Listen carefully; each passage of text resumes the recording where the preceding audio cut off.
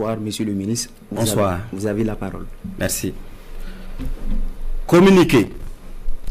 Il y a quelques semaines de cela, les services de renseignement ont intercepté plusieurs communications entre un individu et des chefs terroristes portant sur des détails des positions des forces de défense et de sécurité intérieure, des volontaires pour la défense de la patrie, ainsi que sur les opérations militaires.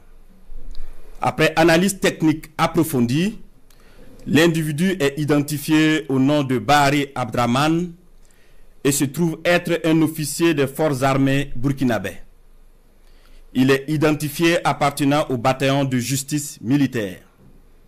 La recherche d'informations sur lui dans son corps d'appartenance va permettre aux agents de renseignement de découvrir que l'officier est en situation d'absence irrégulière depuis quelques semaines et fait l'objet de procédures pour désertion. La surveillance des communications du lieutenant déserteur Bari Abdraman va donner des liens supplémentaires qui vont intéresser les services de renseignement, notamment avec un officier des forces armées du nom de Compaoré Joani, un ancien sous-officier de l'armée burkinabè du nom de Zerbo Laoko, un officier en service au Centre intégré des opérations du Burkina Faso, le commandant Ouedraogo Frédéric, un officier des forces armées en stage dans un pays européen, mais déserteur depuis un bout de temps et ayant rejoint Abidjan du nom de Kaboré Constantin. Le travail minutieux des services de renseignement va révéler un grand complot en préparation contre notre pays, dont le but ultime est de semer le chaos total en vue de placer le pays sous tutelle d'une organisation internationale à mesure de reprendre le contrôle dans 10 ou 20 ans selon les instigateurs. Des informations sensibles ont été passées aux terroristes en vue d'accentuer les attaques contre les forces combattantes et les civils dans le but de susciter la révolte contre les autorités. Aussi, d'autres stratégies ont été développées pour désorienter les services de renseignement afin de les amener à faire des arrestations massives au sein des forces de défense et de sécurité intérieure et espérer ainsi créer des frustrations et un sentiment de peur. La manipulation est menée également à travers des messages diffusés pour susciter injustement certains et d'autres messages envoyés à des chefs de corps pour leur faire peur en indiquant qu'ils seront arrêtés car étant sur une soi-disant liste noire. Des leaders religieux et coutumiers ont été sollicités pour convaincre certains officiers de s'engager dans cette mission funeste. Ce fut le cas malheureusement du capitaine Ouedraogo René David, en fuite actuellement.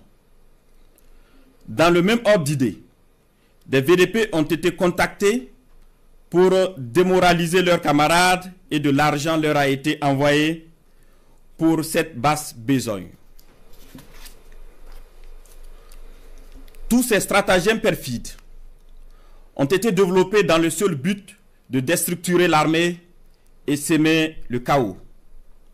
Les services de renseignement ont suivi la manœuvre qui devrait aboutir, selon le plan des comploteurs terroristes, le mercredi 16 avril 2025, à un assaut sur la présidence du Faso par un groupe de soldats recrutés par les ennemis de la nation. Cet assaut devrait être mené au même moment que plusieurs attaques terroristes d'envergure pour occuper les vecteurs aériens à défaut de pouvoir les détruire au sol. Quelques jours avant la mise en œuvre de ce projet diabolique, des VDP et soldats patriotes se sont présentés dans plusieurs services, notamment au renseignement et à la présidence du Faso, pour dénoncer le coup en préparation. Ces dénonciations se sont poursuivies jusqu'au mardi 15 avril 2025 et ont permis d'arrêter des cerveaux de la manœuvre à Ouagadougou et d'autres en fuite vers la Côte d'Ivoire. Il faut noter que les cerveaux à l'extérieur du pays sont tous localisés en Côte d'Ivoire y compris le nommé Bahari Abdraman. Le complot se poursuit activement depuis leur centre des opérations à Abidjan, avec pour objectif de semer le chaos au Burkina Faso avant le mois de juin. Les services de renseignement poursuivent leurs actions de surveillance et tiendront l'opinion nationale au courant de toute évolution de la situation. Plusieurs autres personnes impliquées sont suivies et assumeront les conséquences de leurs actes le moment venu. Nous invitons les populations à rester sereines et vigilantes et à signaler toute activité suspecte.